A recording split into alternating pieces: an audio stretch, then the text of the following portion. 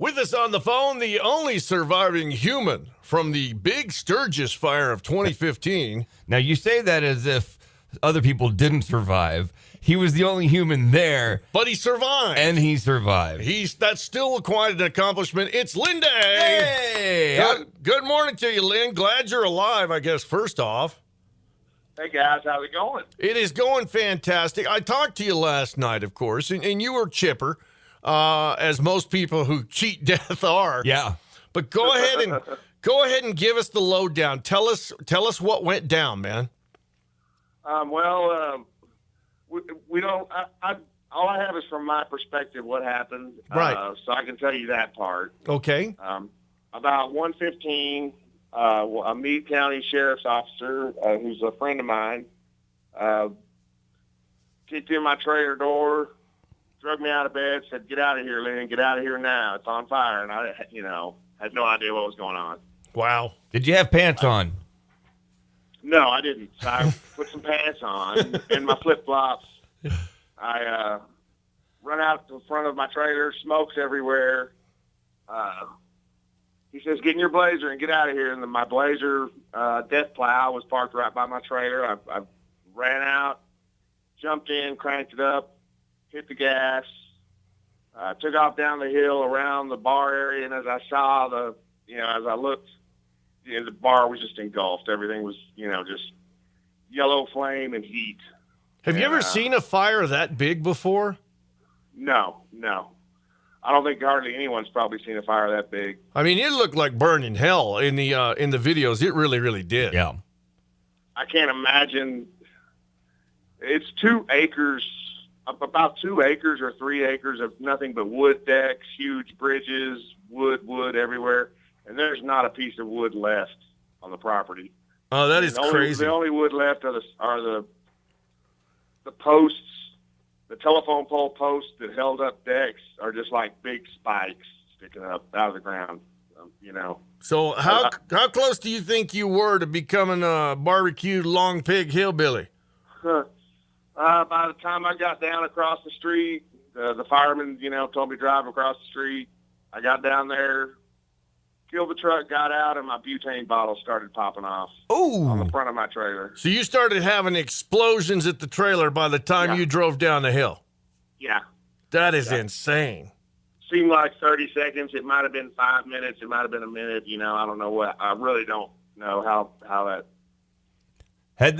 time span was. But had the distillery gone up by the time you got out, or was that No, the distillery hadn't gone up yet. The fire, the wind was blowing away from the fire, kind of away from the distillery a little bit, or to the side of it, I guess. And after I got over there, the front of the bar was pretty much engulfed, and it was working its way back toward the offices and stuff. Man, that's horrible. They were able to, I can't tell you all the fire departments involved. There was 5 or 6 of them. They're great. I mean, they have no water there. It's a rural area, and they were able to fight bravely and save that office. I mean, the office looks like it's brand new. There's not a spot. There's not a, I just got done doing some painting around some of the sheds and stuff, and it was all like perfectly brand new. They saved we wouldn't want your painting to go to waste. With us on the phone, we have Lynn Day, and Lynn and Emmett the Mule were basically the survivors of the big full throttle fight. Now, you were on site when all of this went down, correct? Donkey, not mule. He's a donkey. Get it right, damn it. Oh, my God. Okay, so it was a donkey, and this is coming from the jackass. Yeah. But anyways, do you have any apologies to make? Did you leave a coffee pot on? What did you do? Because that's my first thought was, uh-oh, and Lynn's in trouble. Mike made him head pyrotechnician this year. Yeah. So that was my first thought, too, actually. What did I do? Oh, my God, what did I do? Yeah. But, the cause is still yet being investigated. So now you were telling me that hopefully it wasn't anything that I did. I was welding out there that day, so I was a little nervous when I had to You know, when the fire marshals were like, well, exactly where were you when you were welding? I was like, well, I was way over there. There's no wood. There's no wood that close to me. Yeah. Well, that's crazy. You said there's like a couple dozen fire investigators out there because this is a big deal, right? Yeah, there's a lot. There's a lot of fire investigators, ATF guys, the state fire investigator, state fire marshal was already there on scene. Wow. Whenever he was the first guy to interview me, and then there'll be multiple more interviews, I'm sure. Wow. As they get this thing sorted out and figured out it was such a huge hot fire. Those guys are going to have a challenge ahead of them. You know, I don't know how their science works, but they're going to be putting it to the full extent of their science because the fire was so hot. There were ashes the size of hubcaps, 3 inches thick. Wow. Flying all the way down, I would say about a quarter of a mile from and landing on the ground. And you could pick the ash up, and it was like a piece of styrofoam, like black styrofoam. Wow. Huge ashes. I've never seen anything like that. Well, and one of the reasons that the whole bar went up, as you mentioned earlier, is that it is in a rural area. I'll paint the picture for you here. You get into Sturgis, you come in like from the south, and then you head out of Highway East about half a mile. Yeah. And that's where Full Throttle is. It's kind of like a ranch setup or something almost. Right. Now, a motorcycle ranch. A couple hundred yards away or so, there's a school. Yeah. And that's where the fire department had to go and get water and drive it back over. The school's about a quarter of a mile, probably a quarter to a half a mile down the road. Yeah, there was something about them sucking water out of a tarp or something that they actually had to feed water from that. Yeah, they had these big, they were kind of like small swimming pools, a little bit bigger than a kiddie pool. The size was like a king-size bed, about that tall. And they would fill those up. So the trucks would just rush in, and, so several trucks, I guess, could be emptying into that little tank thing. Yeah. And then the trucks would suck out of that. But really, it doesn't matter. All they really did was just make steam, right? Because basically this place is your statue in front of a pile of rubble, right? Yeah. I mean, once that much wood, I guess there's just nothing you can do all they could do was try to save the offices that were next door.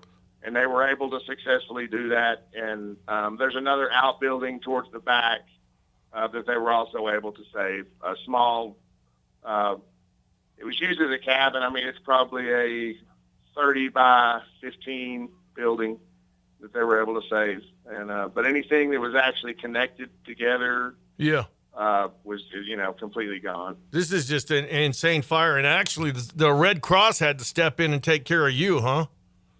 Yeah. I mean, they came and brought breakfast sandwiches and coffee and stuff right about the time of the morning when every one of us needed a breakfast sandwich and coffee. The other Full Throttle employees that live in the area and that were close by all had come out and rushed out to see if there was anything they could do. We had been looking for the donkey all night long. And finally we did find him about 6 a.m. Right. Thank goodness he was munching on some weeds or something, right? No, he wasn't munching on weeds. He was quite horribly upset, but he didn't have a hair singed on him. He was, he had gotten away from it all. Yeah. So, yeah. All right. Well, we're glad to hear that you and your donkey friend are okay. There's nothing worse than an upset donkey. Right. No, yeah, there is nothing worse than an upset donkey. All right. Except an upset wife. So, as you guys probably know. Yeah. They're about on par. All right. Well, we appreciate the update from Sturgis. We, I know there's some people that are doing fundraising efforts and stuff to get you back home. So we're looking forward to that. I guess the last question is man, I don't even know if you're qualified to comment, but it sure sounded to me like Ballard was a little doubtful about getting this thing rebuilt this year. Is that the feeling you got from him? I've talked to Mike briefly since the thing, and it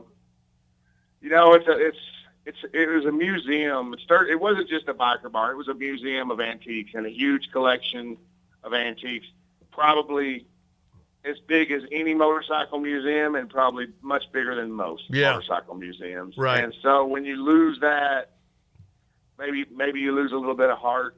Mm-hmm. And I'm hoping I'm hoping that's not what's happened, but who knows? Who knows how this thing will play out? We gotta give him time and his family time to process this, and then we'll see where we go from there. Hopefully, it's bigger and better.